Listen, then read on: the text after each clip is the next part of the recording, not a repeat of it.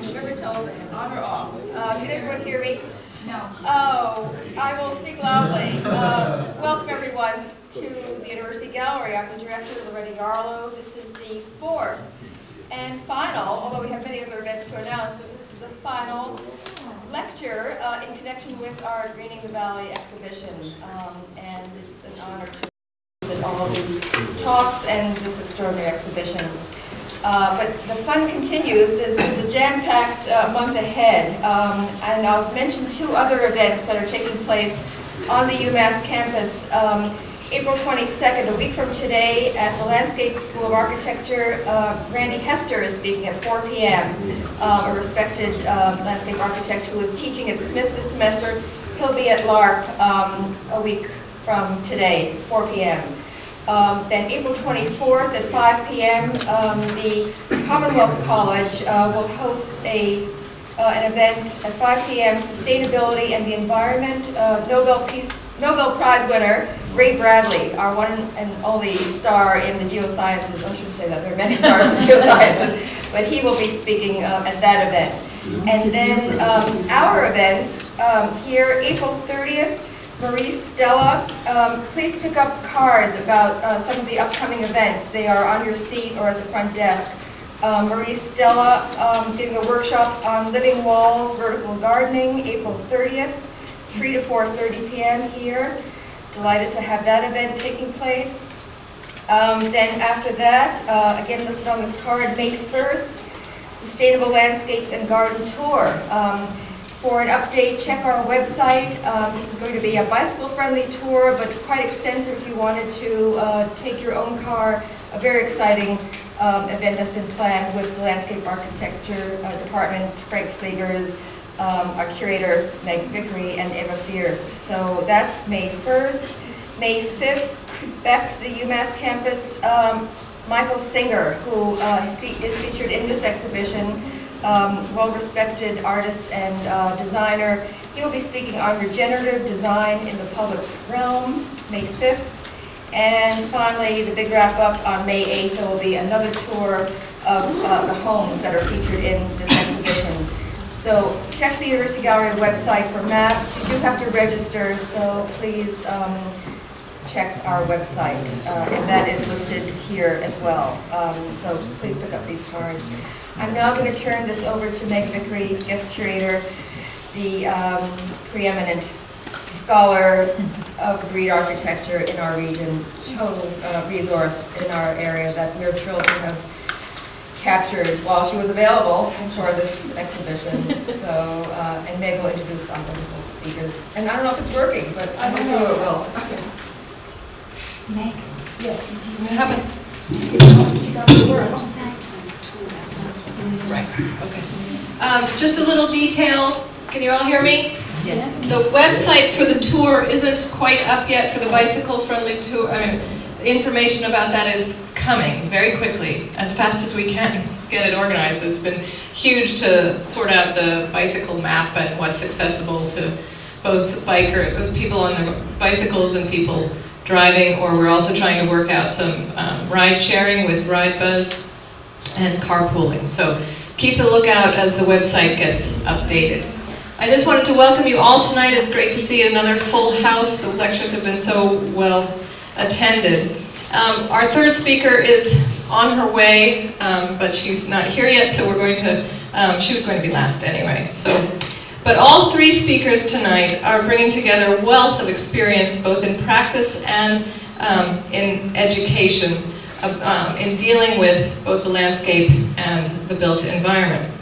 First speaking tonight is Kim Erslev. She is a licensed architect and licensed landscape architect with more than 20 years of design experience. She has her own firm in Shelburne Falls called Salmon Falls Ecological Design. Her ideal projects involve the seamless integration of sustainable landscape and architectural design. She teaches at the Conway School of Landscape Design, a graduate school dedicated to teaching sustainable landscape design and planning. She has a Master's of Architecture from the University of Pennsylvania and her Master's of Landscape Architecture from here at UMass. She lives with her family in a co-housing community in Shelburne Falls that she designed herself, which is featured in the exhibition. So without more ado, Kim Gerslow.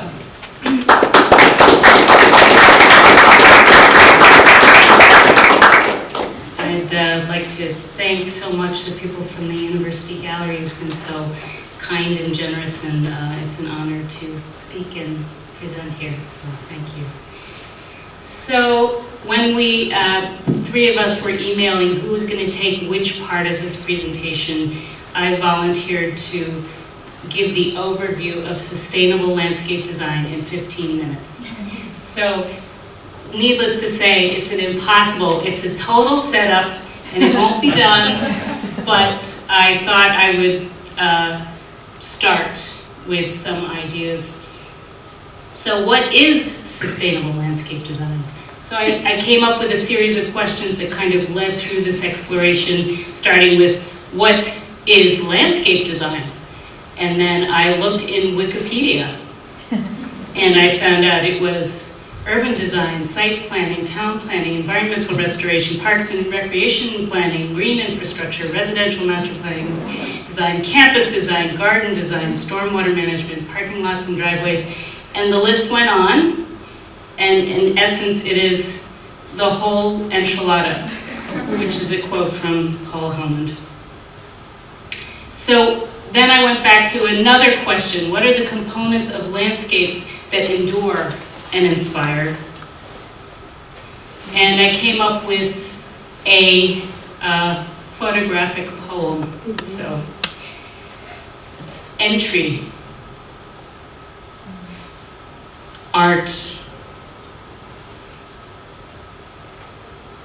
object, space,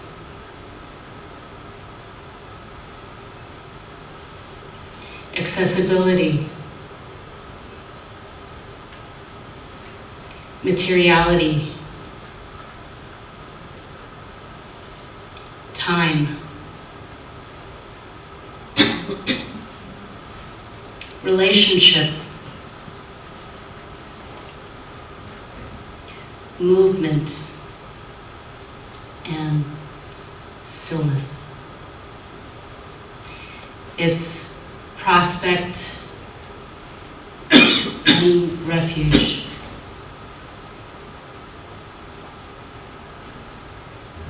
Community, protection. Connectivity, and finally, integration. Well, that took me a certain distance, but I needed to come back to sustainable landscape design. Those are the landscapes that are sustaining themselves. And ask the question, what are the origins of sustainable landscape design? So mid to late 19th century, there were enormous problems with public health outbreaks and social unrest.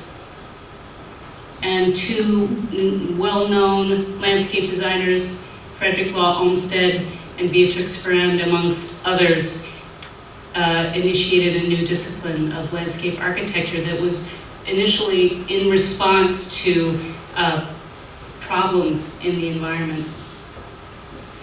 And as a result, this new field kind of heightened the art of landscape design and also promoted healthy communities, more integrated in the natural world. So what are the challenges that define landscape design, sustainable landscape design today? We have many of the same problems, and many of them have been exacerbated. So we still have disease from degraded environments, and as you can notice, it brings up another issue that the people that are dealing with these degraded environments are also usually poor and unable to speak for their rights. We have ecosystem and psychological stresses, overpopulation, widespread development, habitat loss, isolation. We We have habitat losses led to threatened and endangered species.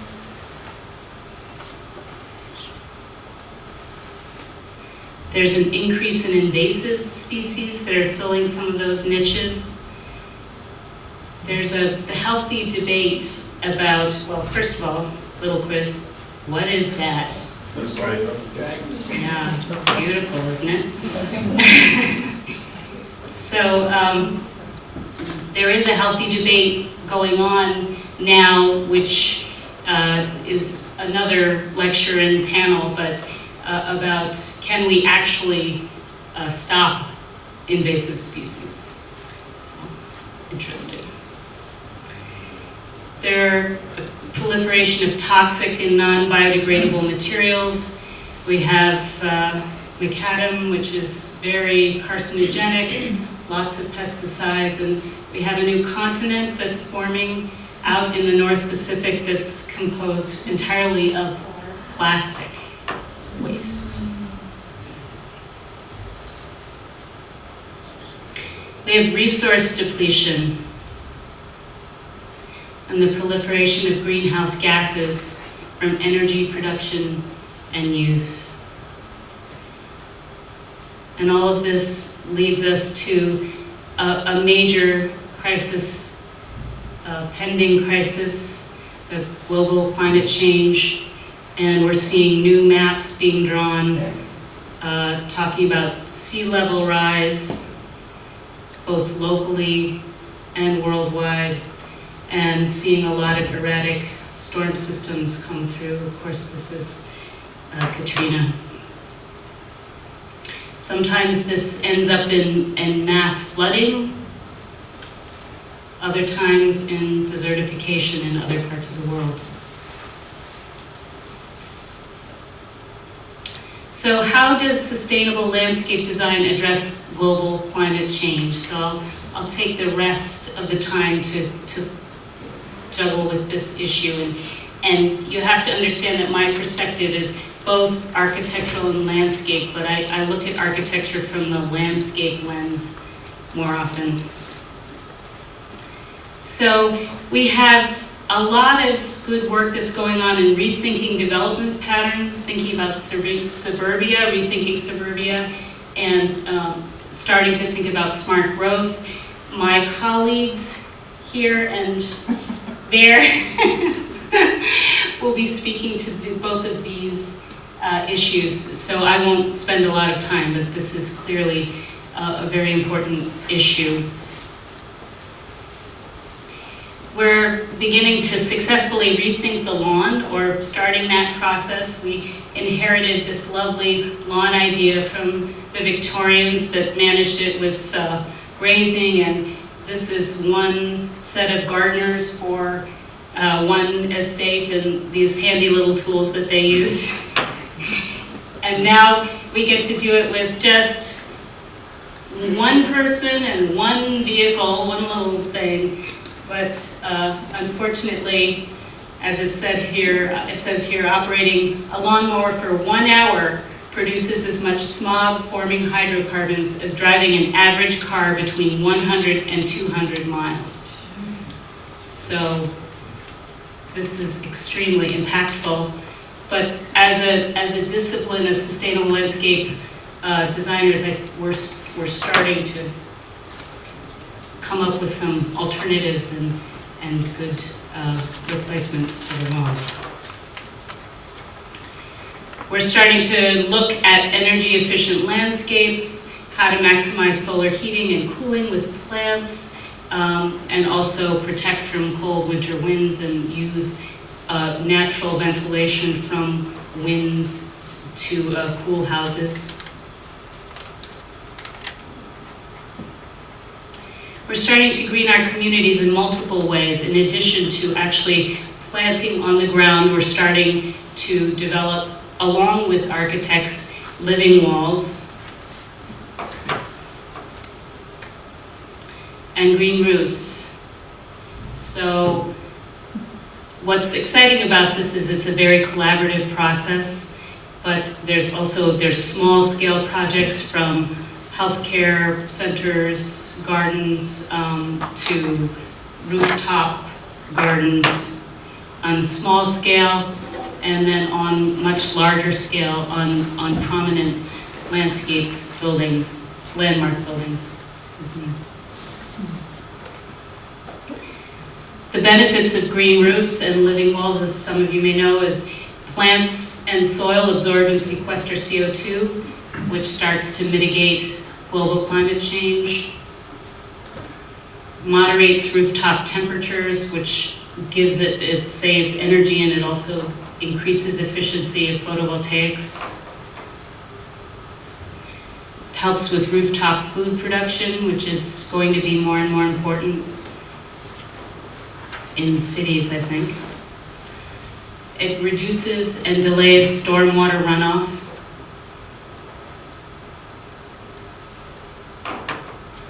And finally, it mitigates the urban heat island effect.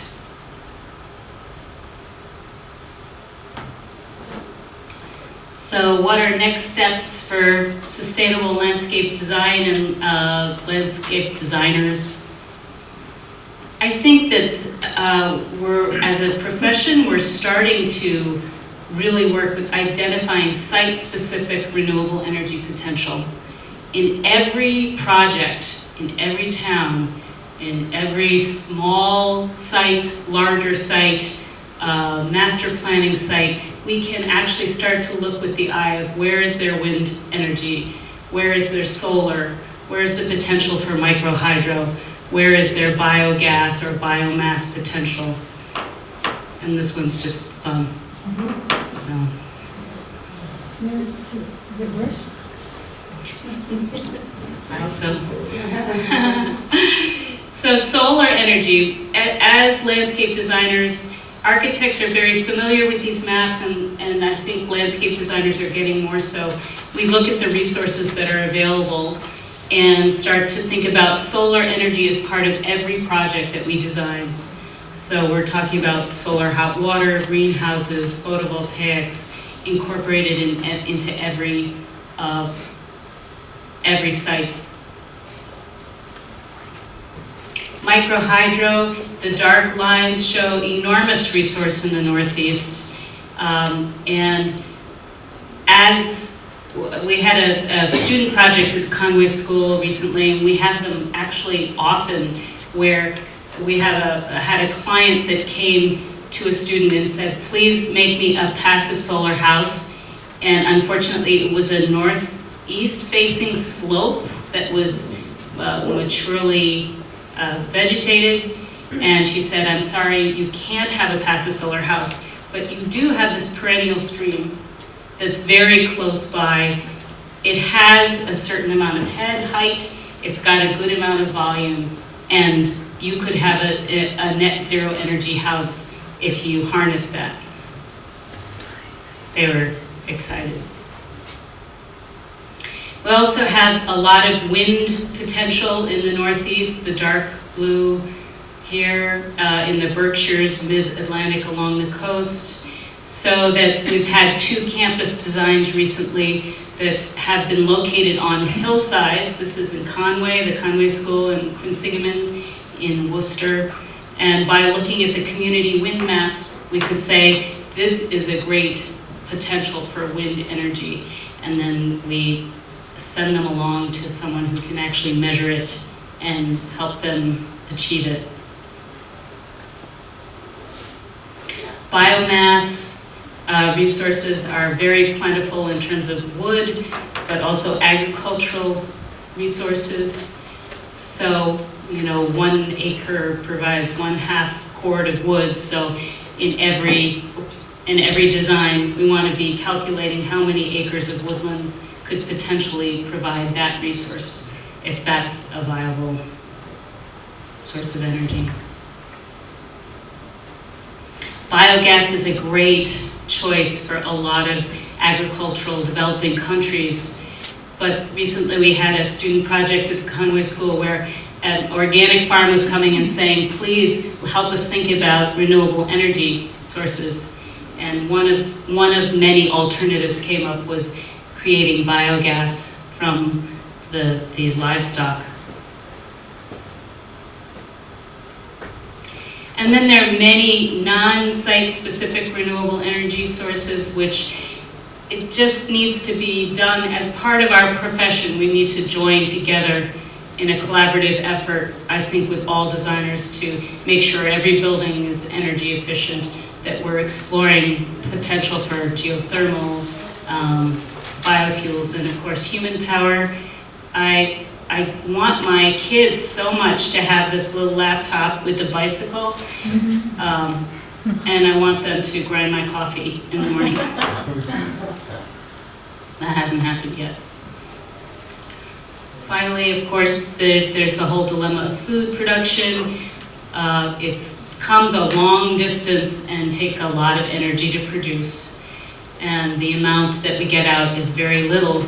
So it's important to be thinking about small, local agriculture, basing some of our research on Cuba, which has a lot of arable land. It's also a lot warmer there, but and China, which has every square foot cultivated.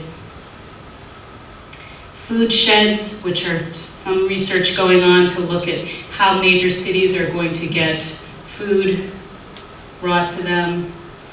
We've had several, at the school, we've had several projects that are looking at food security plans for both Shelburne Falls and Northampton. And now it's becoming the American thing to do. So, in conclusion, the goal of all sustainable landscape design is to create healthy environments that endure, that are filled with beauty, and are inspiring. Thank you.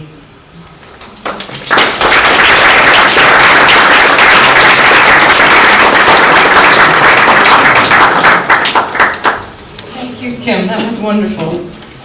Very inspiring. Oh, hooray! Welcome, Erica. Well, our third speaker's here, as you can see. But in the meantime, as she gets settled, we're going to move on to the work and ideas of Patricia McGurr. She has a bachelor's degree in architecture and a master's degree in landscape architecture, both from the University of Michigan.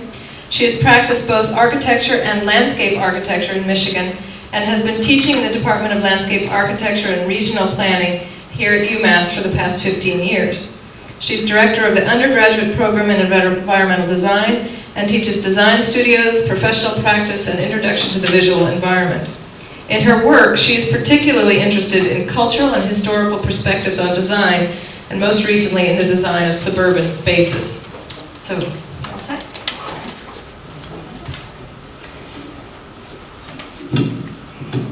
Testing. Can you hear me in the back? When Meg and I, am I okay? Yeah. When Meg and I first met to talk about this, she mentioned that she had hoped that people could leave this session with kind of a take-home points about what they could do in their homes. And I will get to that sort of in this talk, but I'm going to start by looking at a sort of visioning competition that happened recently. In 2009, the winners were announced in December of 2009, and it was sponsored by Dwell magazine, which is the hip residential modern design magazine, and Inhabitat.com, which is a website which basically is dedicated to the same thing.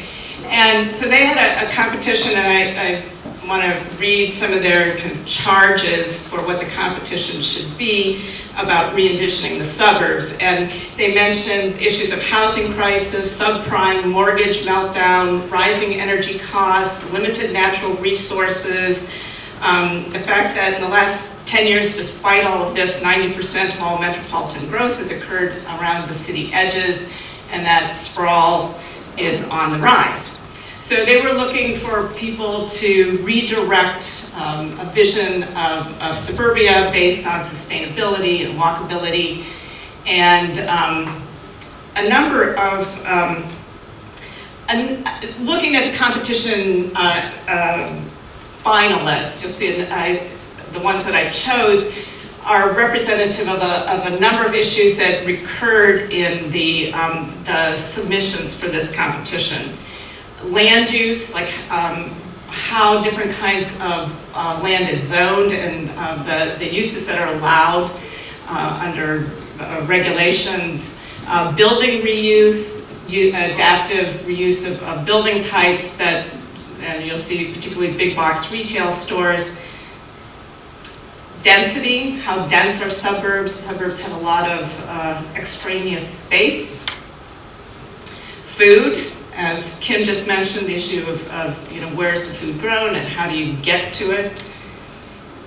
Closed systems, that whatever is produced on a site is used on the site in some way. Transportation and water. So these are issues that came up in a lot of these, and I'll be showing you examples of them. Oops, I missed one. Renewable energy sources was another one. But the other charge that they gave to people who would enter this competition is the wilder the better, which is how I like my design. So they're really interesting, and so I want to use these as a way of looking at possibly some unusual solutions to the problems of the suburbs. Many of them have multiple problems that they're solving or multiple issues that they're addressing. I'm going to highlight particular uses, but you'll see there's a lot of overlap. So the first project I'm going to show is Entrepreneurbia. I assume I'm pronouncing that right. And this particular project takes on the issue of zoning. They say right there at the start, the problem is rigid zoning laws. And they, what happens is businesses are not allowed to be located near residential areas. So you have this separation of where people live and where people work. And so they're proposing that those things can happen in the same place.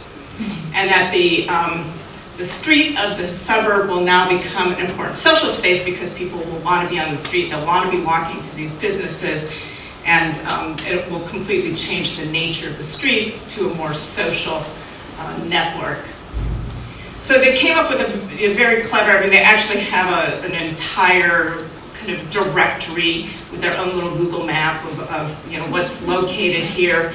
And one of them is is a lounge where people can drink and walk home, which is a great idea.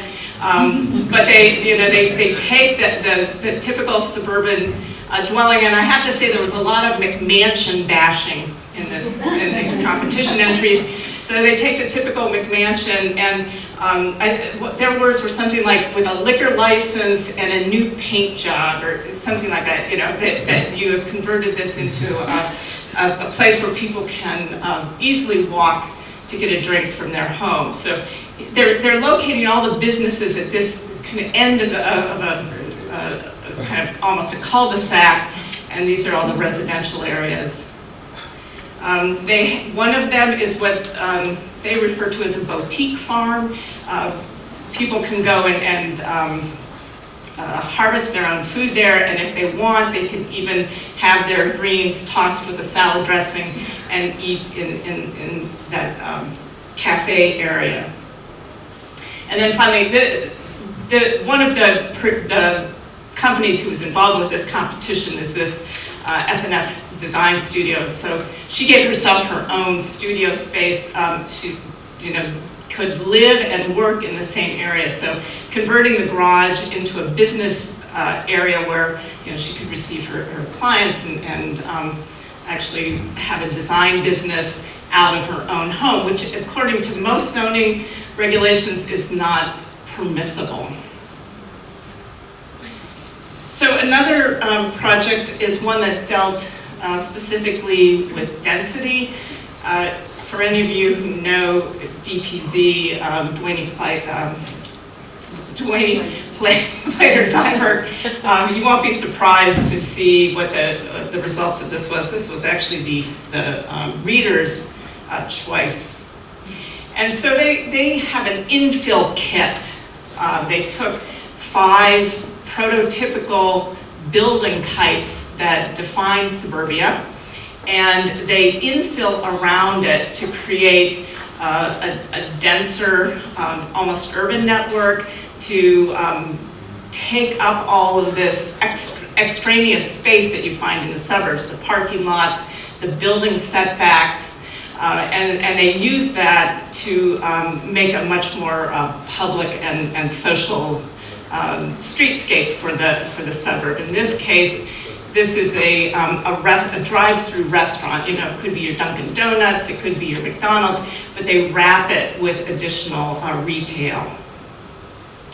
They have a couple suggestions for houses. In this one, it is adding a wing to the house, so you have additional space. It could be used as a rental unit, which of course is also sometimes illegal in certain zoning laws, but they're proposing that some additional space for the buildings, for the house, that could then be used in some other way other than residential. And it creates an edge to the street and gives it a much more urban feel to it and uses up all that extra lawn space there.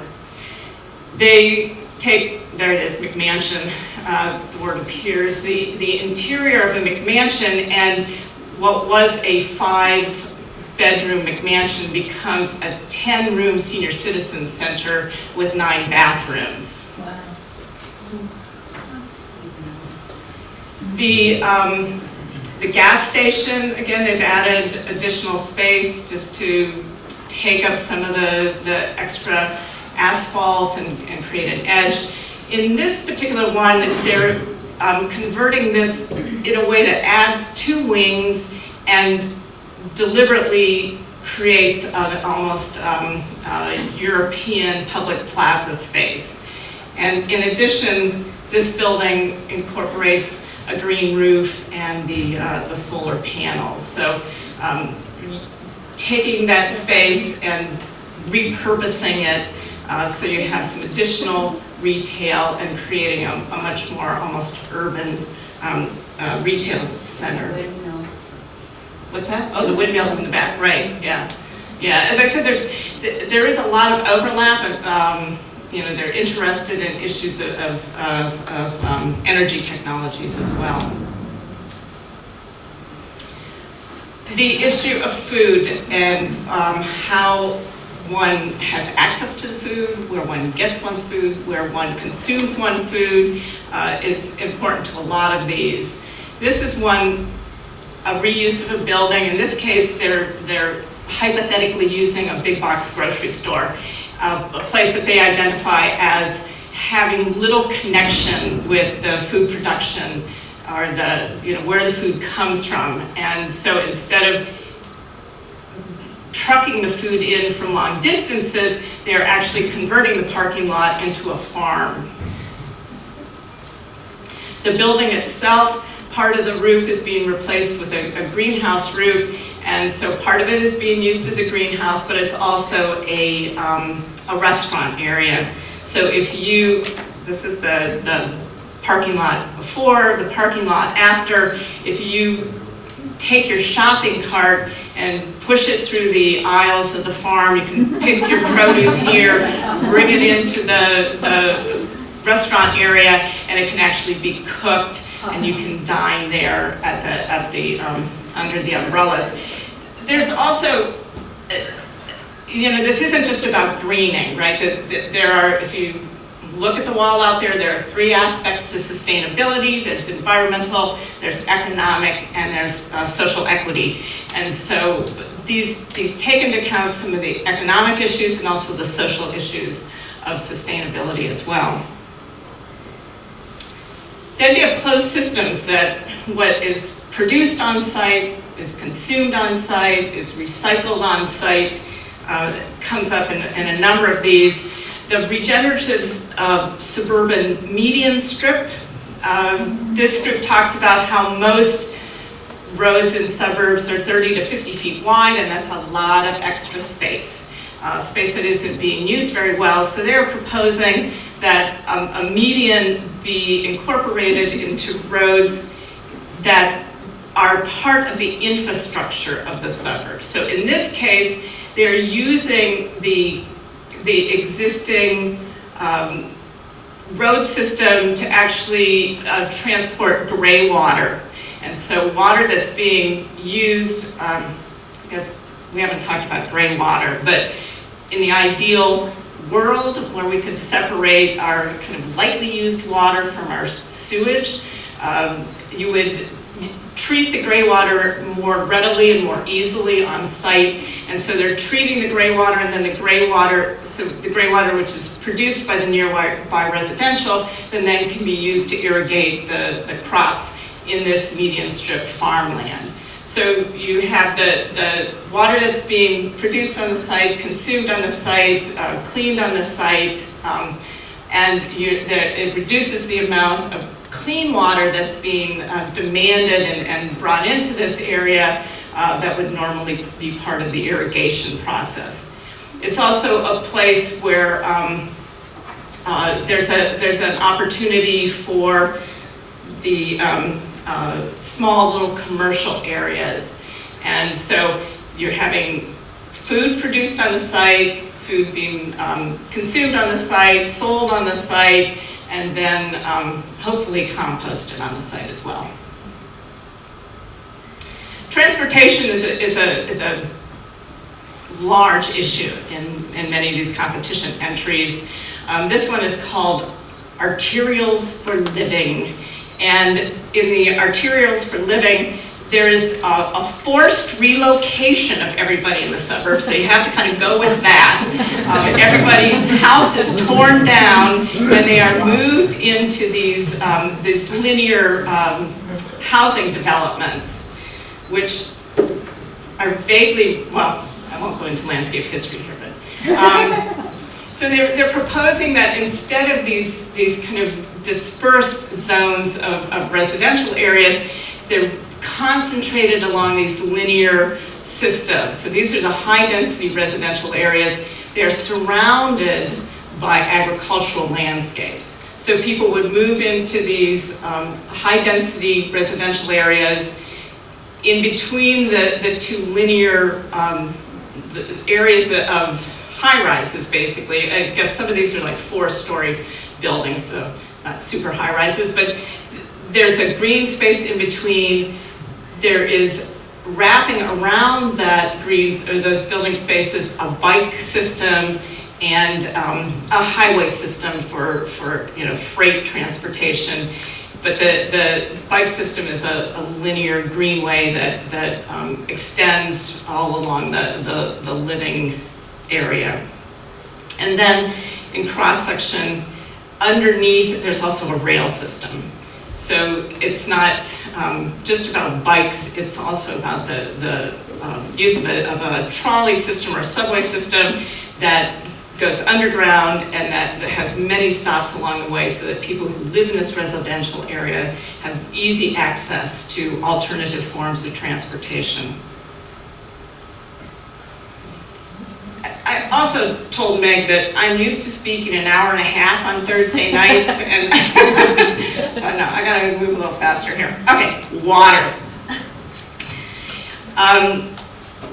This is the ultimate McMansion basher here. The assumption is that everybody's going to abandon their McMansions because of changes in family sizes, because of the increase in energy costs, and so increasingly McMansions will be abandoned. So what to do with all those McMansions? Turn them into wetlands that become water treatment facilities for urban gray water. So they imagine that there will be very dense urban areas. People will be moving out of the suburbs and move into very dense urban areas, and the gray water that is produced will be moved out into the suburbs by way of the highway systems. And so the highways will become transportation systems for multiple things, not just for cars, They also have a rail line that's part of it, but also the water. So the gray water is moved underground. The fresh water is actually exposed to the air and goes back to the city that way. The gray water is pumped by wind power into these units. Each one of these houses becomes a treatment center for the gray water.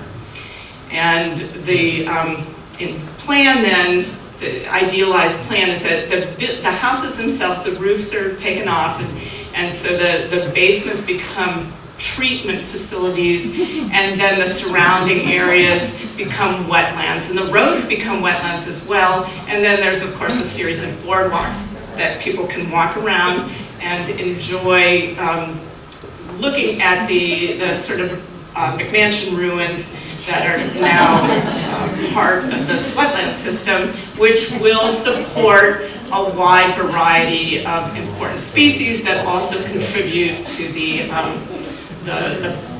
processing and the cleaning of the gray water. Energy.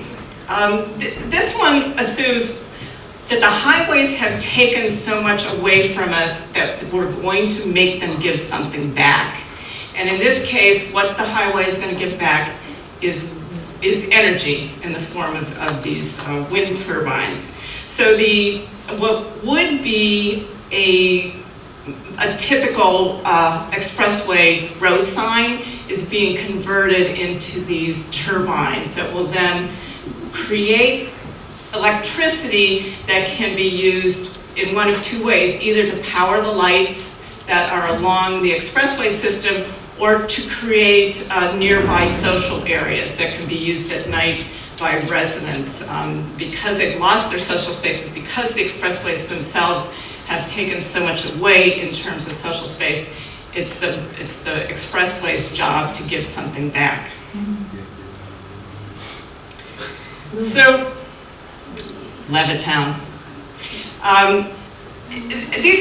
These are wild, right? They're certainly have certain limitations in terms of implementation, but I do want to say that at their core, there's a lot of ideas that are problems that people are addressing in suburbs, and regular homeowners, towns, businesses are actually implementing small little bits and pieces of some of these ideas. And what is important is to think about these in terms of scale. Where do these changes happen, and who can make decisions and is responsible for making these changes? Some of them happen at the level of government, right? So towns make decisions, states make decisions, and the things that individuals are not so much responsible for are things like the density, the land use, the building reuse, things that are related to zoning. But it does require that individuals work as advocates for these ideas, because as long as residents support 5-acre zoning, there's never going to be a sustainable suburb. So working towards density and different mixed land uses is something that happens within town government, but it's definitely things that citizens can support and work towards. Food systems. This area is great for people being really sensitive to issues of food. Amherst has a great farmers market. So as individuals, people can purchase their food, know the farmer, they can belong to CSAs, and if community supported agriculture, you might actually participate in the labor in addition to knowing where your food came from and assuring yourself of its organicness or issues that may be important to people as individuals. People can grow vegetables in their own backyard. That's another way you can guarantee that you know where your food comes from. But some of this does come down to town regulations. Chickens in the backyard, for instance. Those of you who live in Northampton, you can have them People in Holyoke, not so lucky, but that may change soon. So some of this is regulated, some of this is up to personal decisions, some of that is at a higher level, an administrative level. Closed systems are something people can easily work towards, growing your own food, eating it on site, composting it, and then using that compost to fertilize your garden. So, so keeping something as circular and as closed as possible is one of the goals of a sustainable landscape. Transportation has a lot of individual choices, such as, how fuel efficient is your car? Do you use alternative energy sources? What's the source of power? But there's also alternative energies, and again, that's something that you can choose to use yourself, or that individuals can make sure happen for people who can't afford, for instance, an electric car. Our bus system's available, our bike lanes available. Amherst recently narrowed their roads so that they could include bus lanes. The rock and roll system with the PDTA is great. It allows for alternative transportation. So it's not just what you choose in terms of your own transportation, but how, as a town, or as a community, alternative transportations are made attractive and available and easy to use for everybody. Water. I love this little gray water image. Gray water is a really complicated system and has a lot of legal restrictions. So it's probably out of the reach of many homeowners at this point. But people do collect and reuse water in a number of different ways. In fact, Amherst is, having their Sustainable Day, Sustainability Festival. You can pre-order your rain barrel through the town of Amherst now. So collecting water, using it on site, allowing water just to get to the earth, removing impermeable surfaces, allowing for aquifer recharge by allowing water to percolate down. Rain gardens have become increasingly popular, where water is retained on site. And then just getting rid of lawns. I know Kim talked about lawns in terms of energy consumption, water, fertilizer, all those other things. But choosing plants that don't require water is a great way of eliminating water needs. And lawns, unfortunately, are great consumers of water. When people think about energy, they often think about the envelope of their building, solar panels, window replacement projects, but the clothesline. We had a long conversation about clotheslines and laundry before this talk today. So, most people of a certain generation think of clotheslines as being a little hillbilly, little déclassé. And I just love this. This person has a clothesline in their front yard, and look at that yard. They do not use herbicide. But my favorite thing is a deciduous tree. I'm a designer. I've never designed anything as brilliant as a deciduous tree. And if you can put a deciduous tree on the south side of your house or the west side of your house where most of your solar heat gain happens, it provides great shade in the summer. It loses its leaves during the winter. That is just so smart, so that the sun can come through and you can have that heat in the winter. And so if I can leave you with one thought, it's the deciduous tree. So with that thought, I leave you. Thank you.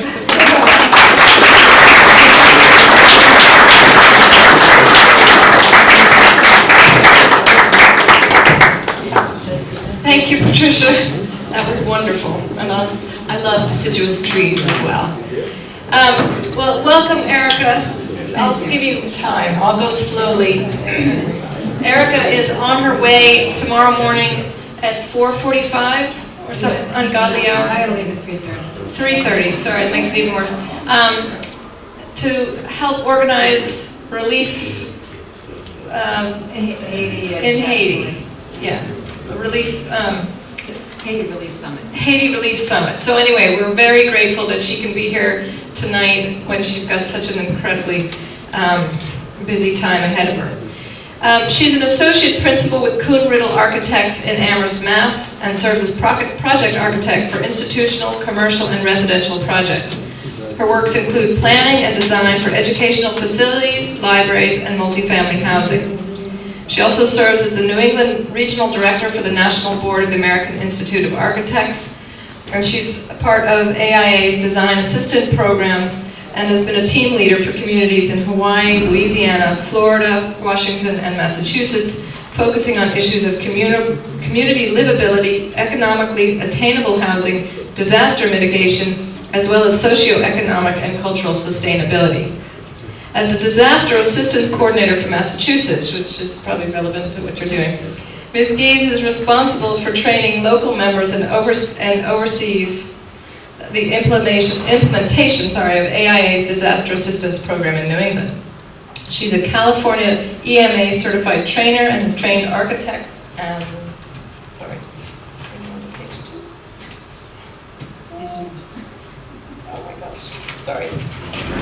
leave you hanging, right? Suspense. Engineers in ATC 20 post-earthquake assessment and ATC 45 high wind and flooding assessment. Her experience also includes man-made disasters, and she testified last year before Congress on post-disaster interim housing.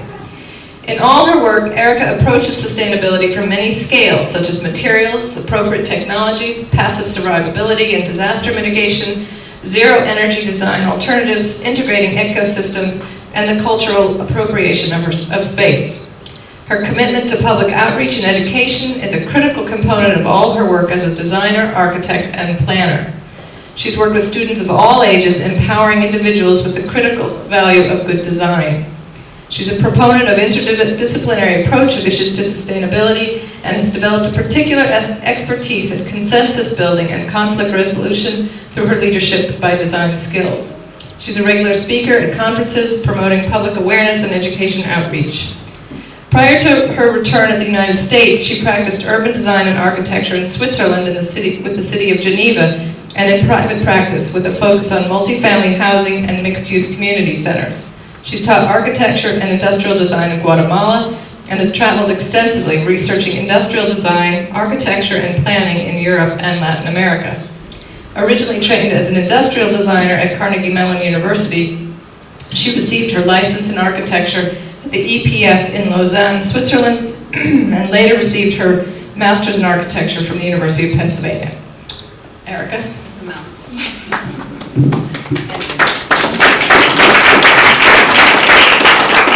All right, I guess I'll stand. We can move the microphone. No, it's okay. Good evening, everyone. For those of you who've been attending all these lectures, you know how wonderful this series that Meg has organized has been, and we have really covered the scale from each end of sustainability, which, as you heard, is one of my big passions. And I think all of us, whether we're design professionals or just design groupies or just passionate about having a better built environment, we really do have to look at things from all ends. Down to the little detail, to the big picture of planning and how we do our environments, landscapes. And I really feel in all the experiences I've had and the work I've done with communities all over the place is this interdisciplinary approach, as May mentioned, is so critical because it does really enlighten us to the solutions which really are in those margins between the different professions and what I'm sometimes calling those no man's lands. You'll see one of my slides. So let me give you a little background on this competition. How many people here are familiar with this competition that we just had recently? Okay, and I've got a work cut out for me here. So Pioneer Valley Planning Commission, which is one of the regional planning authorities that covers Hampshire and Hampden County. It's actually one of the bigger regional planning authorities, developed the Valley Vision Plan a few years ago. That plan is actually an award-winning plan. It's won awards all around the country, and it's focused on sustainable, making our communities more livable and more sustainable, and in particular looking at smart growth strategies. And that, the commission formed a council, the Valley Development Council, and I see one of our members here, to find ways to implement, to assist communities and begin implementing that plan. And in our discussions, we came up with this idea to have this competition, because what we're finding when we discuss the issues of sustainable development or smart growth with communities and people in our communities is they have a hard time picturing things. There's always a fear of the unknown and the fear of what we can't see. So what we decided was that we would put out an ideas competition, ask architects, planners, designers, landscape architects to show us some ideas what we can do. So this is, you're going to see some more local ideas about a competition. I'm going to go through it in a little different format than we just had. It's going to be much quicker because this, these entries right now, they're still available for viewing, and there's a People's Choice vote that is happening right now, so I'm going to tell you a little bit more about it at the end. So one thing that's interesting about sustainability is the public health sector has really gotten this idea of smart growth and sustainable development and building more livable communities. They are totally on top of it because they know it's connected to obesity, to how we live. Socially, it's connected to the social and mental health of communities, you know, not having connections, spending time in cars, being isolated, kids not walking to school.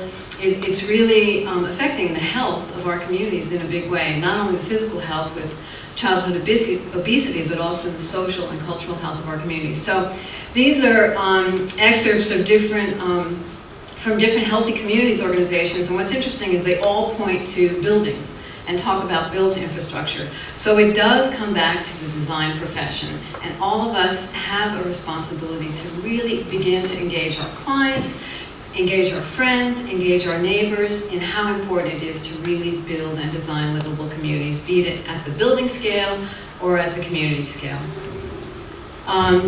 This slide, has anybody seen the film No Man's Land? No, you've got to see this film. This is a film that it's a political commentary on the war in Bosnia.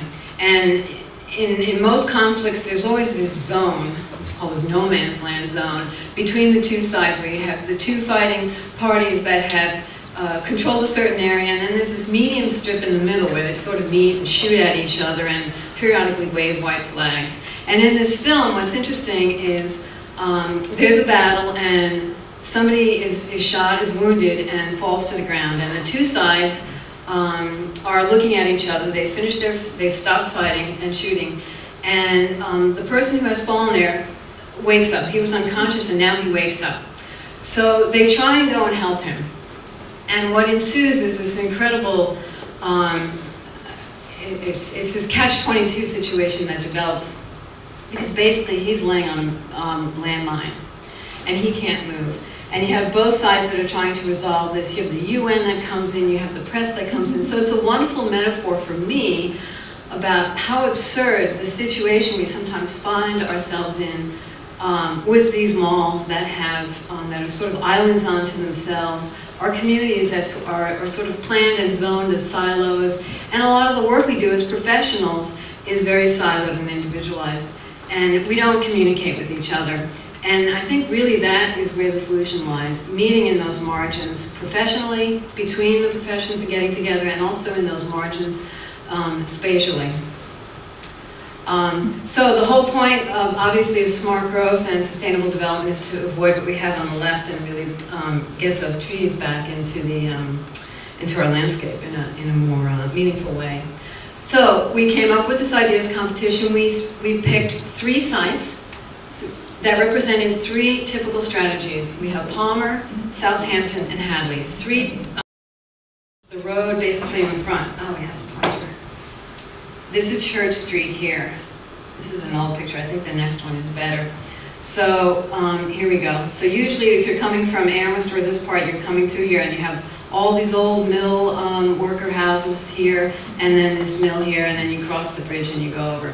So the site of the competition is this mill, which actually extends all the way down to the other side of the bridge here. There's a little water pump station here.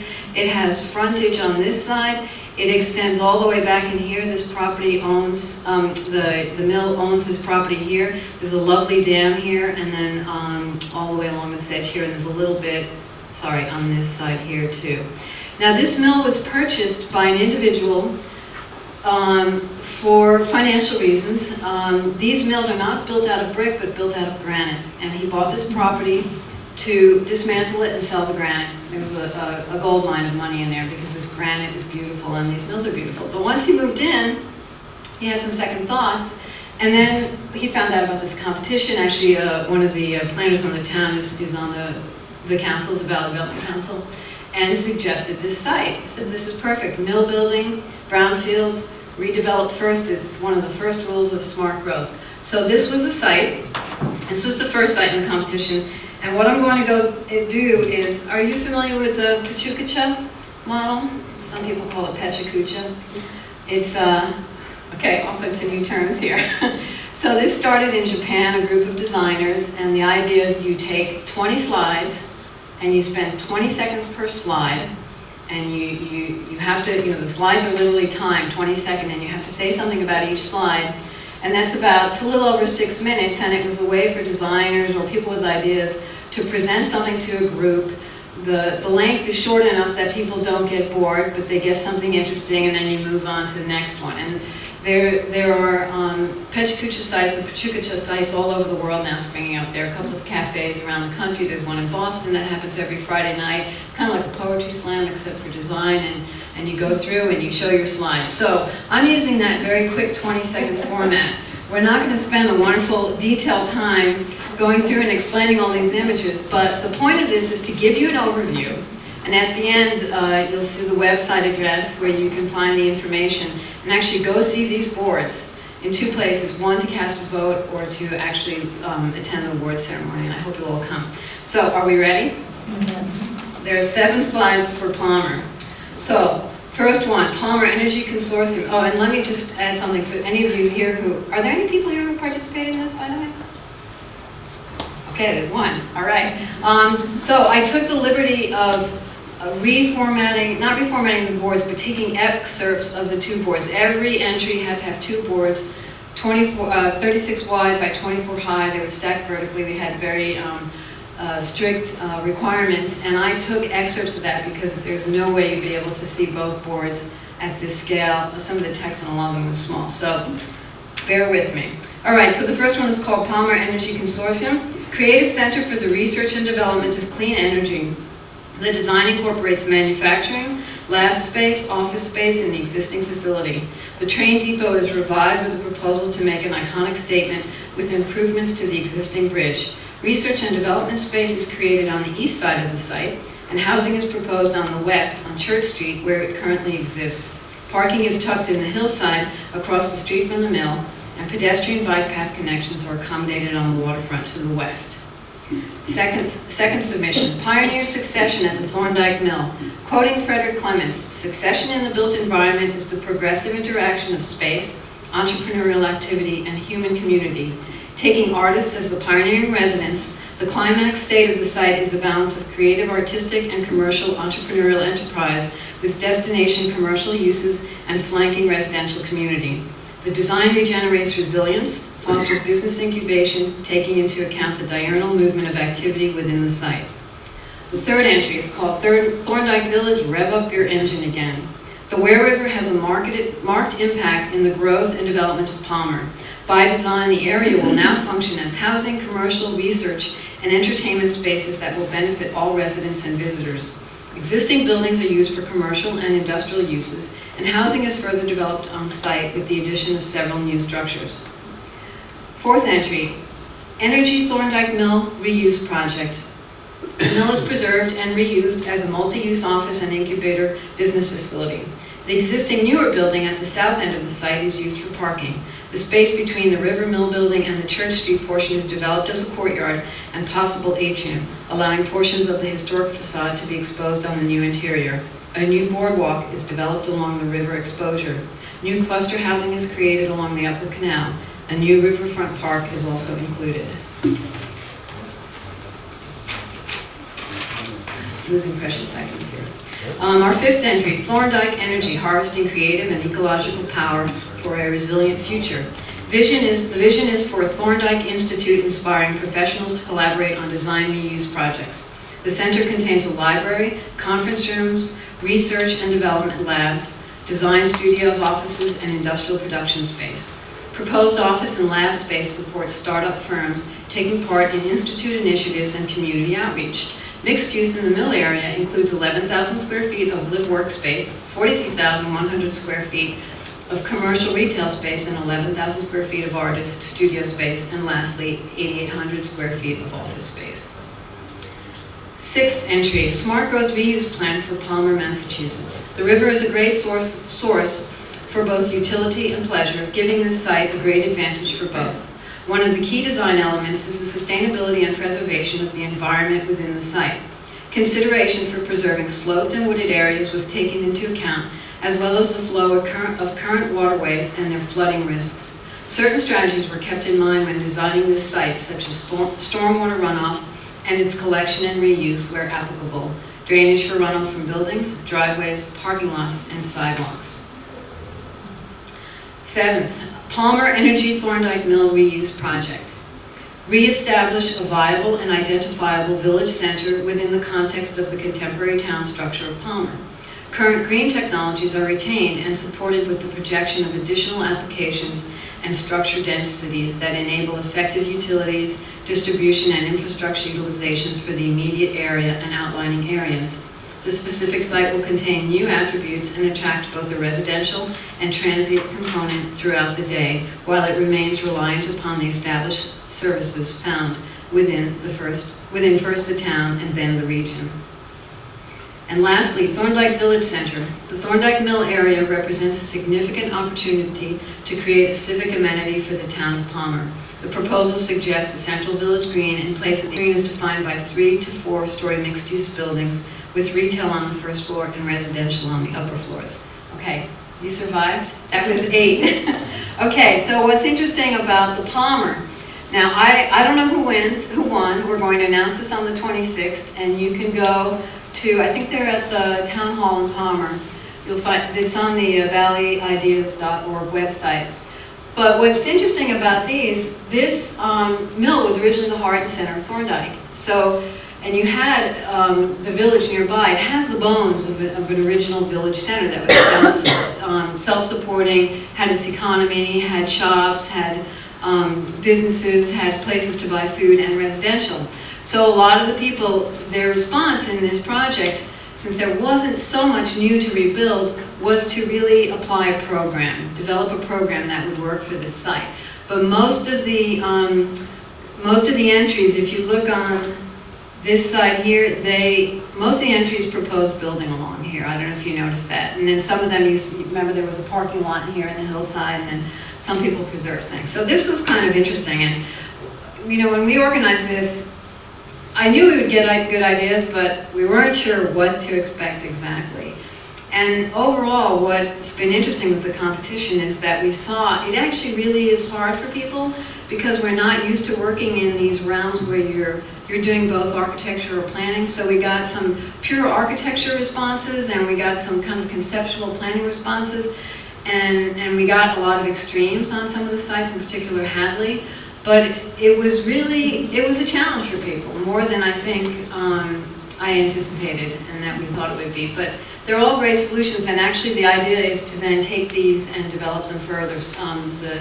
This Thorndike Mill is going to go up for sale, and hopefully the buyer will incorporate some of these ideas. All right, let's start to Southampton, jump to Southampton.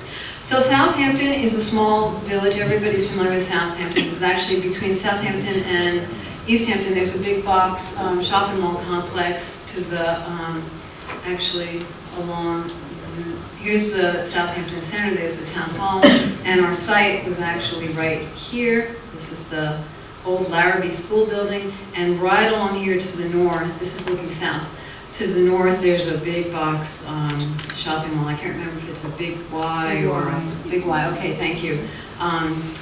So, you know, this is a very quiet, sleepy little town, not much going on, but village centers are a huge potential for infill development, densification without ruining village center, but really creating that more livable, walkable community.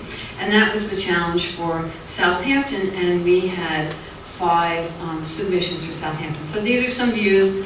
This is the side of the Larrabee building. At one point it was used for a senior center. The senior center has now moved. This building is in renovation, but this is just to give you a sense of the scale. This is the town hall, this is the cemetery nearby, and the church. And you'll see some views of this in the proposals.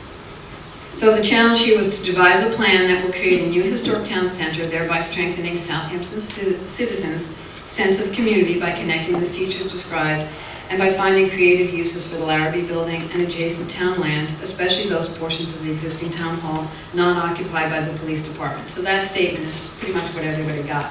And they got some historical background information on all 3 sites and statistics about the towns, you know, the cherry sheets that the Planning Commission puts out about density, population, income, those kind of things. So that's what was provided. Okay, so the first one is Southampton Village Center. This project is a mixed-use development including 30 units of housing, 10,000 square feet of commercial space and community rooms. The schemes look to urbanize the existing street edge through the addition of 3 new buildings and 1 building bridge, 3 new buildings with a bridge connecting to the existing building by crossing over traffic penetrations to the rear of the site. Southampton Loops. Sense of place, access, responsibility. Looping paths emphasize the many and varied points of interest spread across Southampton by providing residents with a deep sense of place through clear access paths that invite residents to explore, linger, and feel responsibility for the preservation of viewsheds, conservation land, and public ways. Number 3, Southampton Site, Smart Growth Concepts. The Larrabee School is used as a new municipal building, and new construction accommodates additional mixed-use office and commercial space. A green belt is created with a new open stream and a walking trail from the village center along the stream bed toward Lost Pond, and then looping back to the Mahan Meadow and Conan Park. Center Street is also designated for mixed use, availing itself of shared parking at the Center Street lot. 4th entry is Bed on the Farm, and that utilizes Southampton's agricultural assets by densifying the town center. Multi-unit housing and commercial space is proposed for the site, along with a farmer's market, community garden, and teaching farm and agricultural educational facility. Bicycle and pedestrian access to the town center is also included in the plan. Lastly, we have the Southampton Village Center. The surrounding parcels are filled with new buildings providing density to enliven the center. Relocation of the library and post office, in addition to commercial establishments, helps promote day and evening vitality in the center. A range of housing types are proposed within view, an easy walking distance of the common, with logical bicycle and pedestrian connections. Okay, so that was the Southampton. I hope I'm not going too quick, but I was trying to respect my 20 minutes. Okay, so the last site, this one got the most attention. We got 13 entries. And what was really nice, I know one of the joint studios, which is exactly what I was hoping for, but one of the joint architecture landscape studios at UMass focused on this project for the semester. And they did several, they broke up in groups, did several entries, and then I think they submitted 4 of them. Are you familiar with that? I didn't teach that studio. But you know about it. Anyway, so they submitted then for the, I think they had a jury themselves, and then they picked the top 4 and submitted those. So we had 13 entries for this, and this was really a challenge because the site, this is the site here. So this is Target, this is the shopping mall, this is the Cinemark movie theaters, this is the bike trail here, Route 9, North and South Maple Street here. This is Route 116. Let's see, Fish and Wildlife is here. You see all the parking. This is Greenleaves, and I think it's Windstar, is that it? Anyway, you know, Winfields, you know which one I'm talking about. Big, isolated community here. Stop and Shop, this little commercial mall here, but these guys are very cut off. So, but here's this lovely bike trail. So what was interesting about this is, and I'll go to, let me stay where I am. So what's interesting about this site is it has an enormous amount of wetlands. Right now it's currently being farmed. The prime agricultural area is here. Most of this here is wetlands. There's a little bit that's dry here, but this is a very, very wet site. Where the trees are, it's all wetlands, and it comes in through here. And then this was the drier part of the site, and the poorer soils were found here. The prime Hadley loam was found here. So we told people, let's see, you read the challenge that we gave was devise a plan that creates a new model for the commercial box store edge by taking advantage of the pivotal location of the site and creating a successful interface with protected farmland, residential and commercial uses without compromising the need for mixed-use, low-impact development. So it was very interesting what the results were on this, and I still don't know what the winner was, but we had really drastic extremes. Complete densified building on every square foot that you could build on, and then do nothing. Those are the extremes. So, and some really interesting suggestions. So I'm hoping it'll give ideas to the developers. This site was in play, actually very seriously, a few years ago for the Super Walmart. And I know I was able to look at those files, and I saw a lot of the letters, what community residents were saying, you know, what they were opposing or supporting, what they were saying. So we tried to incorporate those things into what we were asking for people to look at, the design challenge. And in all of these, if the community had a master plan, that was folded into also the information they got. We wanted people to look at the big picture. It wasn't only about looking at the site in a myopic way, but again, a whole part of sustainability is connecting to the bigger picture. So we asked participants to do that also. And then, of course, the Valley Vision Plan, all the recommendations. Valley Vision is a wonderful plan because for every community in Pioneer Valley Planning region, there are recommendations very specific to each community. So those were also included in the competition brief. Okay, here we go. We have 13. So the first one is called Agritopia.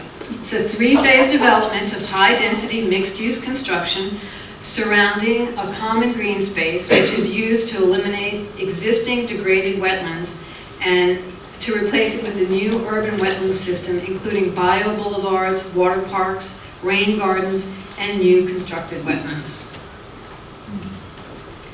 Hadley Connection. This design tucks new commercial and residential developments on the perimeter of the site beneath gently lifted fields, allowing for vital mixed-use development on the site while preserving open space and agricultural land. New trails, bike paths, bus stops, bike and zip car rental facilities facilitate physical connections to existing infrastructure. Woven communities. The design proposes a mixed-use development of stacked residential and commercial units clustered in a dense village center with vehicular traffic located at the perimeter of the site. The structures use passive solar and ventilation strategies in their design. A combination shopping cart, bicycle encourages commercial activity. Different programmatic occupations are delineated by deforming strips of land, enveloping and framing buildings, crops, pastures, and walkways. Salvage Society. We propose the Allard parcel on the Hampshire Mall be a single site for redevelopment based on smart growth principles. The physical spaces and materials of the failing portions of the mall, that is, are repurposed into a more functional and sustainable environment. Impermeable surfaces are minimized with green roofs, open spaces, and permeable pavements. The remaining rainfall is captured in cisterns or percolated into intentionally exposed treatment areas. Solar energy capture is maximized through building orientation and efficient rooftop technology. So this was a don't touch the existing site, just work on the mall site. Sprawl container. The design borrows existing infrastructure from the nearby mall and provides new access to transportation systems such as bus and bike routes connecting the site to the larger region. The mall is shielded by the wall, which creates opportunities for the residential side to improve privacy and increases pedestrian traffic to the mall. This open space is a place to grow things in its gardens, play in its fields, and exercise along its trails. Hadley Allard parcel. The portion of the site abutting the mall is developed for new office space, providing views of the Holyoke Grange and utilizing portions of the existing parking or possible parking structure screened by the new building and the landscaped plaza and the mall. That doesn't sound right. Well, okay, maybe you'll figure it out. Residential cluster development is accomplished by expansion of the existing housing developments on the east side of the site. Housing density is accomplished via purchase and trade-off of development rights on the Allard parcel. Most of the site is preserved as open space for agricultural or other use. A new underpass is provided at the bike path for farming access. A landscaped arrival plaza is created at the interface of the new office building, parking area, and the bikeway. T-connection points are provided as links between the bikeway and the residential areas. Commercial office development and parking and possible interface with public transit are, interconnected through the office park and the residential clusters. Some tree thinning is accomplished along the bikeway to open up agricultural and mountain vista. Fluid groundworks. South-facing mixed-use development creates 150 affordable housing units arranged in dense clusters that preserve central courtyards and gardens. Each residential building includes 5 units offering a variety of spatial layouts. Boardwalks connect the site to common access routes. Green roof terraces collect water for household use, and a living machine filtering system is housed in a market that sits at the interface of a business zone. The Community Power Project. Farming alternative energy. Power flows to a dense, multi-use development containing a variety of residential units, services, and workspace. The complex is served by a new bus stop, plugs into the Norritalk bike path, and shares parking with the Hampshire Mall. The Community Power Project harvests 4 main kinds of alternative energies: solar, wind, hydro, and human, with photovoltaic fields to the east and west of the main building complex, as well as atop the Hampshire Mall. Smart growth. Cultivating a viable community on the commercial strip. The goal was to create, from the underutilized blank face of the backside of the existing mall, a viable community that cultivates work, shopping, living, recreation, and transportation. Our community maximizes farmland while providing the opportunity for residents to experience the land through common green space and community gardens. It is in the nexus between the commercial strip and the farm that our community grows. A new vision for Hadley. The design begins with a connective network of streets and public spaces whose proportions and details are carefully calibrated to enhance the function and character of the neighborhood. The architecture draws on traditional New England forms and creatively adapts them to new conditions. The compact development includes community garden plots and a hall for a farmer's market. Valley Development Council Ideas Competition. The proposal develops an entire infrastructure around bicycle transportation, leisure, commuting, work, and play. Bicycle pathways from the existing rail trail connect homes on the site. The homes are linearly arranged, simulating boxcars of the old railway. Each home is designed as a fit space to accommodate active living, including storage of bicycles. All bike pathways terminate in a park, each of a different function, all of which buffer the site from heavy vehicular traffic to the north. Wall path mediator. The building is designed to be a path that connects to existing pedestrian bicycle paths, and at the same time, it is a wall that screens the rural from the commercial landscape. Expanded path network.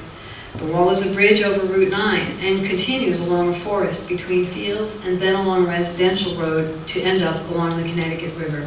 60 units of housing are created in the wall, and a village is created on top of the Hampshire Mall. And lastly, the Solar Village. The buildings are embedded in a strong landscape and water scheme with the goal of preserving, improving, and strengthening the existing wetlands. Approximately 8 south-facing clusters, each with 25 units and 3-story houses, nestles in the wetlands and connects via the greenscape, bioswale, and trail to the surrounding community landscape. Wetlands serve as wildlife sanctuaries and oxygen producers. Okay, how did everybody do? So the point of just doing a quick overview is hopefully you will go. That's the website address. Our awards presentation is on the 26th. We had an incredible group of jurors. We had Bob Mitchell, who was the planner grammars for a long time, who's now working for the state, for DHCD, and he's very involved in sustainable development. We had Andre LaRue, who's the director of the Massachusetts Smart Growth Alliance. We had, let me pull out my brief here. I'm forgetting some people. We had, here we go. We had Donna Saloom, who, remember I mentioned earlier the connection to public health. So Donna Saloom is the Western Mass, she works for the Massachusetts Department of Health, and she's the Western Mass coordinator involved with smart growth. And I don't know if any of you are on her listserv, but she's constantly sending out information to communities about grants for developing smart growth, about public awareness, about health-related issues, all sorts of wonderful things. She's doing great work. Kathleen Dorgan is an architect from Connecticut who is also on the team. And who else am I forgetting? Mark Abramson was actually last year, 2009, the president of the Realtors Association of Pioneer Valley, was also the other member. And then in spirit we had Elizabeth Breivik, but she was unfortunately unable to join us at the final jury, but she was with us there in spirit. So that was our jury, and everybody, they had a great time looking at this. They were very, very impressed by by the level of work, the quality of work that came through, and the range of ideas. And I think we can all see we still have a lot of work to do, but there's a lot of potential, and hopefully you'll all join us. Public's welcome. It's open house to celebrate this at the Kittredge Center, where we will announce the winners. It's at Holyoke Community College, and there'll be beverages, so feel free to show up. Thank you.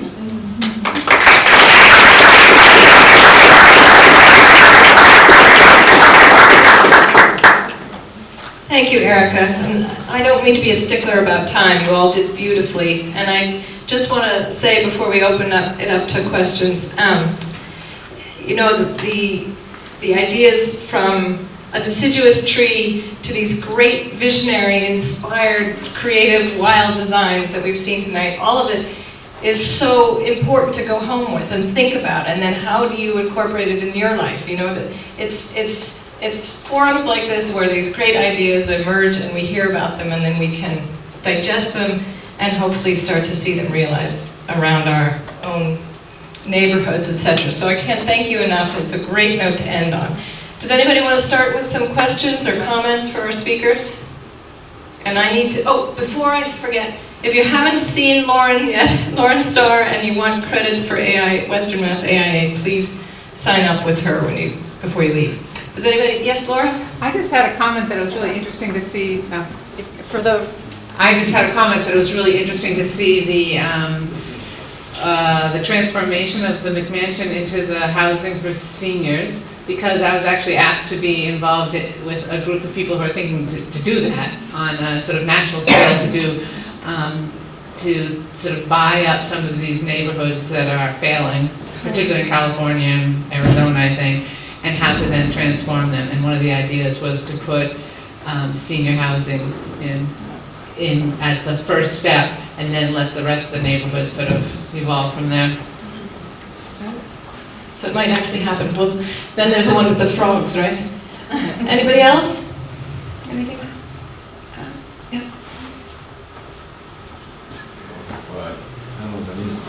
Well, it's for the video. There were three very great presentations, and actually, I still have the tree in mind. I think it was probably one of the most powerful quote because it's so simple, and I think it's only simple things. We simply think we can do a lot, and making connections, connecting things, making things making more connectivity. At AOP, working in Springfield right now a little bit, and focusing on greenways there. And it's so some things that seem to be very simple, but I think to get together the people to redo that, I think that's probably the problem. And I think there's I've seen a lot of challenges. I was a little bit overwhelmed at a certain point. But maybe if you begin with a simple thing like planting trees along houses or along streets, or just making the connection work. We're one example that has a bike path in Hadley. So something like this, I think, could be very powerful, lead up to new things. Anybody else? I just have a question about the permeable paving areas in parking lots, or is there a problem with snowplows in New England with that or not? It's okay, like those hollow concrete blocks? Thanks. There actually has been a problem, Well, but they're doing a lot more research, on the especially blocks or the permeable? on the blocks at the University of New Hampshire. So they have a whole test site where they're testing them for being good with snowplows. The permeable is, there is, can everybody hear me? The permeable, there's no problem with permeable. Oh no, that might make things happen. There's no problem with the permeable, and there's actually an installation at the New England Environmental's new offices in Amherst, right off of Route 9, outside of Amherst Woods there, has...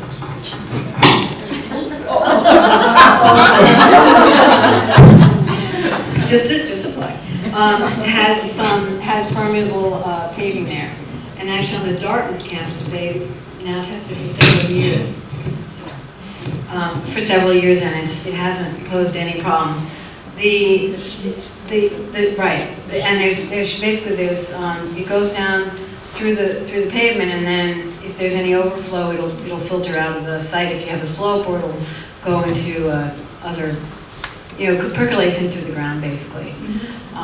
But on the pavers, there are different kinds of pavers, and I know some are more successful than others as far as plowing goes, but if you want an absolutely perfectly clean surface, then you'd be better off doing a permeable pavement. I don't know what your experience has been, but. Yeah, it's good to be in touch with some of these places that are actually doing the research and testing them with snowplows, and I know UNH is doing that, and I guess Dartmouth is too.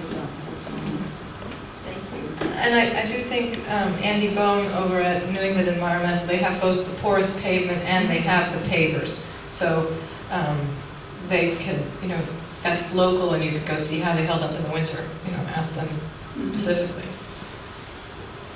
I was hoping you'd speak a little bit about the Valley Vision Plan and how that might relate to us as sprawling and retrofitting existing houses. But basically, just talk a little bit about the Valley Vision. I'm going to pass it to you. Yep.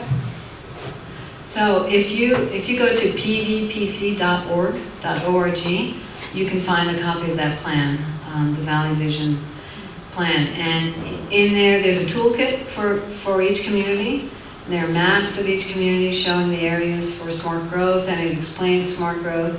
If you go to the competition website, valleyideas.org, there are also resources listed in that competition brief that has links to the state Smart Growth Sustainable Development site and a whole bunch of websites that has information on that. And it would be great, all of you should look at that really, and because as citizens, it's really, a lot of this has to happen at the grassroots. When we started doing, AIA's Center for Communities by Design started doing these sustainable design assessment teams, and 2005 was the first one. Our big job in communities was just explaining what sustainability meant. How do you define sustainability? Is it about green buildings? Is it about economy? What is it?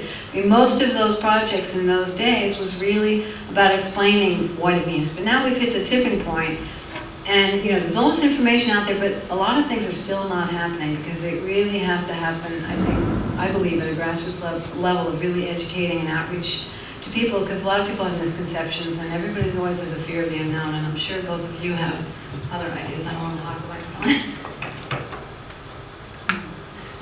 No? Okay. Well, can I just add to that? I think that there's also a perception that people have of what they want their homes or their suburbs to look like, because we've been fed this for a long time. And I remember a neighbor, I once said something like, wouldn't it be nice to have sidewalks, and was told, but it would ruin the rural character of the street or something, which surprised me. But the more we get educated in alternatives, and the more we understand that they're beautiful and beneficial and healthier and how they improve our lives, the more we'll start to ask for them and demand them. And if we participate in this civic action, you know, and participate in something like this competition, I think the more we'll see things begin to change. Yeah, a lot of it is even knowing that you can have this. You know, that we're all entitled to this, and we can have this. We all have to make a few compromises, but we can do this. We can get this. Any other questions? Yeah. I was wondering if you could share, top of your head, some of the deep root plants that you would recommend at residential locations, whether it's front yards or backyards. Deep root plants? Deep root plants.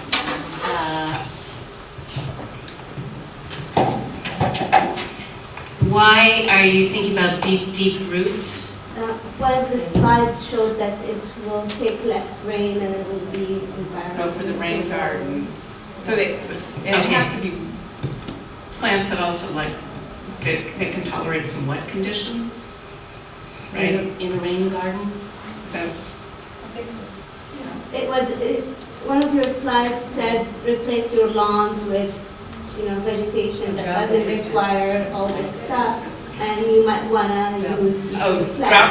okay, drought I don't know anything plants. about, you know, much about plants, so I thought maybe. Typically, if you select plants that are native to the region, they will have adapted to the climate conditions, the water conditions, the soil conditions. So where I live, for instance, it's fairly sandy soil. And I have really great luck with native grasses, for instance, like little blue stem and switchgrass and things like that.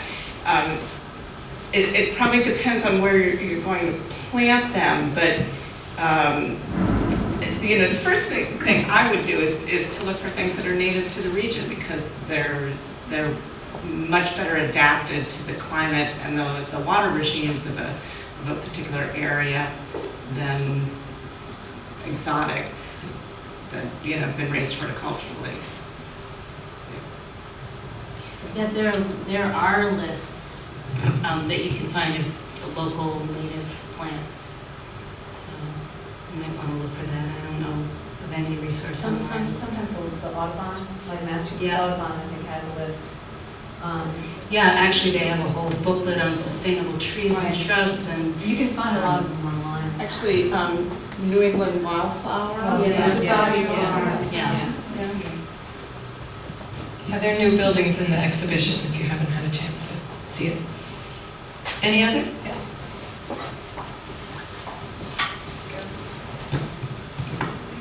I was interested to see the zoning problem and the idea of the mixed-use zoning coming into the suburbs. One problem, I guess, for the old zoning laws was the traffic. It was going to disturb residents, but it seemed like the office of a designer, for example, wouldn't bring a lot of traffic. That seemed like an interesting development. But the thing that I was curious about was not only zoning has a constraint on design, but particularly money. When you consider the differences among these schemes, do you consider the cost and assign a practicality value to each of them? I would never That's me, sorry. use practicality as a way of judging any of those schemes. I mean, they're really not, I mean, some of them are much more doable than others, obviously. But it was a visioning process, and it wasn't intended as implementation so much as design ideas. I mean, there's, you know, each one of them could be picked apart for another number of reasons, but I didn't intend to critique them, but to use them as a kind of a springboard for ideas. And there's a number of things that I would criticize, and a number of them, like, you know, I kind of started on the arterials thing where people were forcibly relocated to the high rises, but those were basically super blocks, and super blocks had been a miserable form of urban development. So there are social costs to some of these, you know, utopian visions as well. So they were really intended more as ideas than realities.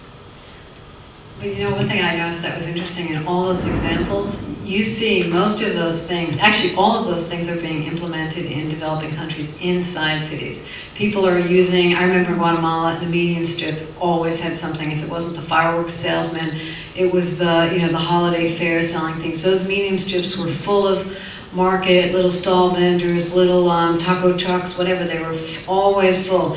The houses always served as business places also. I mean, every single example that you showed was happening already in third world countries, all of them. You know, without... Of course, they used to. And in Europe, you lived above your shop. Yeah.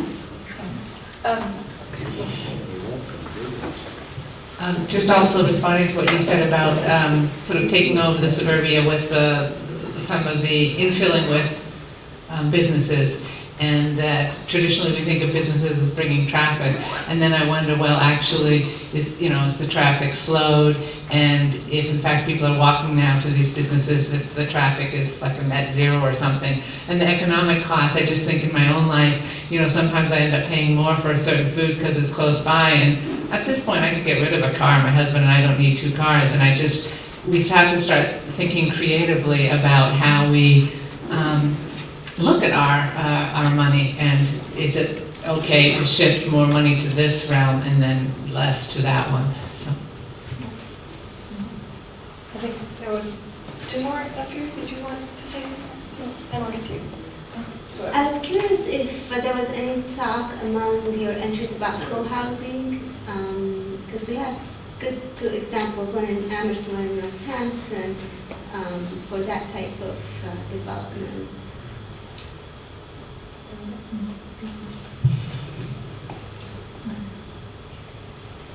I don't think there was anybody who specifically mentioned co-housing. I'm trying to think. One of the Hadley ones was co-housing. Yeah, actually, I was. That's right. Hadley would have been the only one. But co-housing comes up in a lot of instances, whether it's intentional or unintentional co-housing, because I really believe that that's a possibility too. And if we build it for communities, multifamily residential communities, if we create that space to foster that kind of community interaction, it will happen. And you see healthy communities, people do kind of develop sort of these unintentional co-housing groups. They get together regularly. I mean, I live in a neighborhood in Amherst where we have brunches once a month, and everybody gets together, and it's like a co-housing group. Of course, not as intense. We don't eat together every night. It would be great if we did, but we don't. But I think those can happen, and there's definitely. I mean, Laura's been directly involved with co-housing. She can talk to the whole history about it in this country, but it's definitely a growing movement. There's an upcoming tour. The co-housing will be a Western Mass co-housing tour on May 22nd, and there's actually 5 co-housing communities in our valley. So go to the cohousing.org website if you want to find out about the tour. I'll be leading it. I was just going to go back just a little bit to the Hadley. The idea is that I was thinking about the farmland. I understand it's some of the best in the world. And I'm just wondering if there are, what would you call it, incentives or support from state monies or federal. This is kind of like a breadbasket patrimony, if I could dare say that. But I was just wondering if that was in play and any of the thoughts of people who are designing it. Actually, it was very interesting because most all of the sites, we actually asked for that. We asked for some farmland preservation. And most all of the, not the sites, excuse me, the entries did have some bit of farmland. But what was interesting is the sense of scale.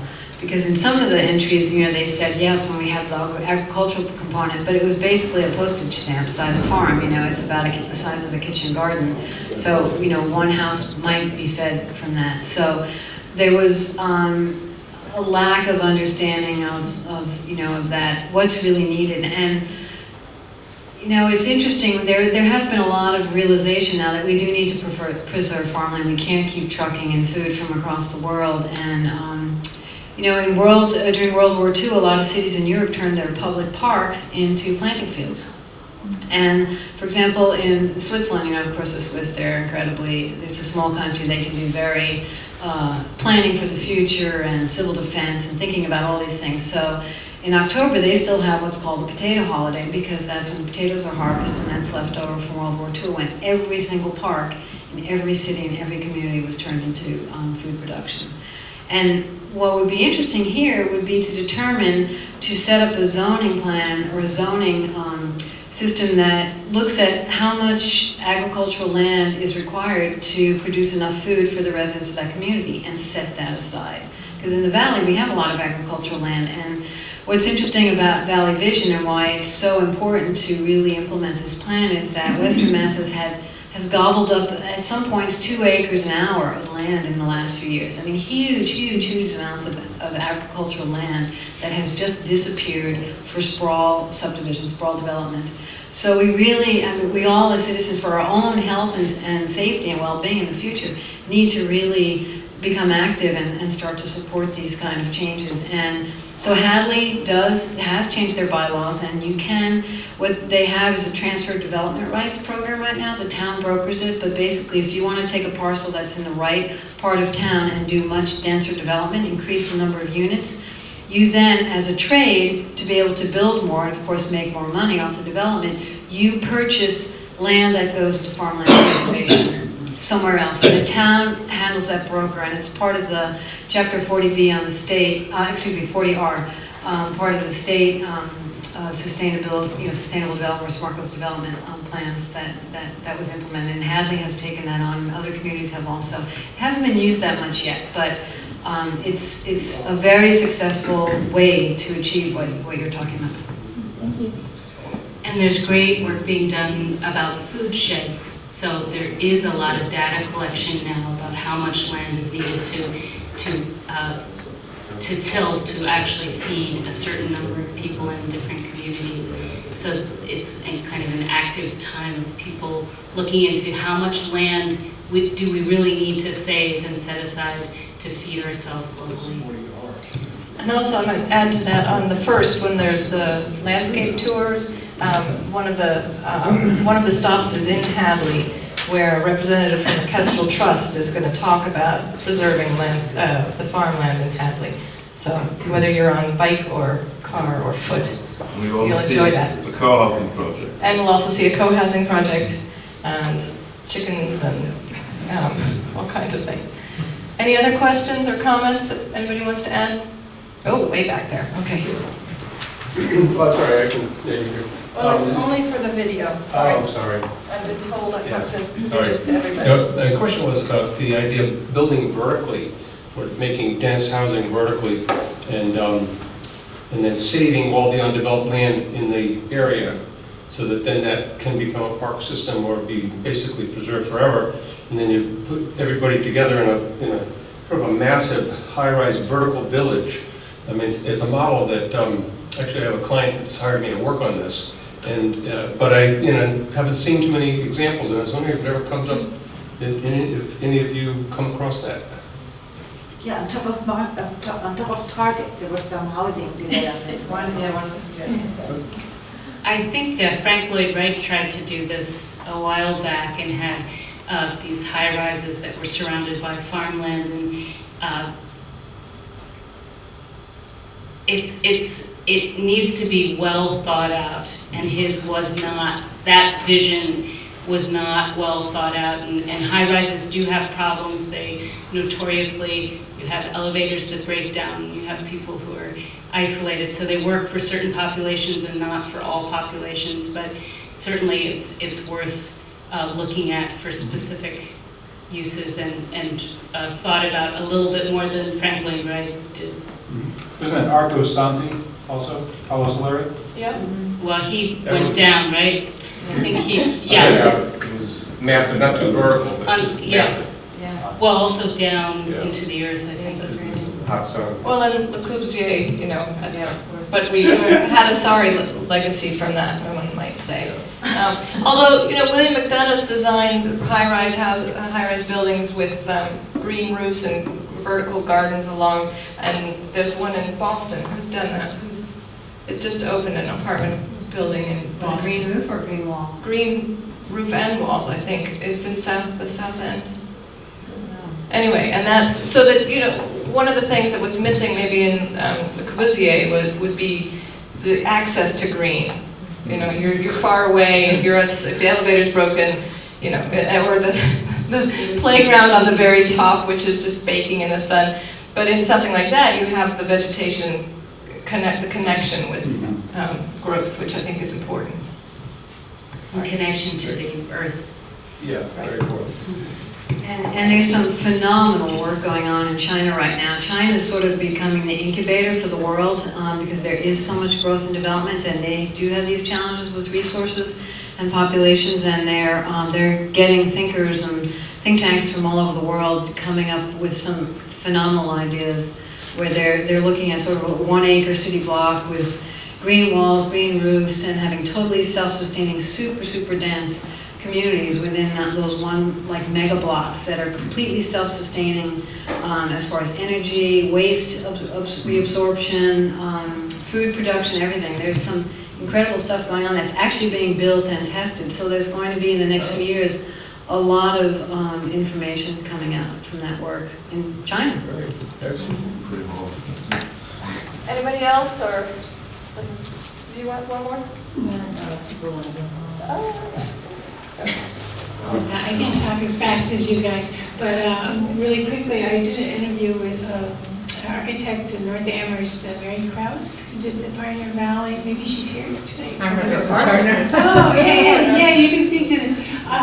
And it was just awesome because I was asking, what about, you know, in the city, can you retrofit a building that's maybe abandoned or not used or for cow housing? She said, of course, the idea to design amongst the group and have, you know, consensus but she said, no, really the core of this is to build community, and she would go in, even if she's an architect, but also partly an architect of community, to build that, can help them build community. I mean, a social thing, even though maybe not do much architectural. Am I being true to her? But I thought that was pretty interesting. Thanks. All right, we all set? Anybody else? Well, thank you all so much for coming. Great note to end the series on. Thank you, Mel. Well, it was absolutely my pleasure.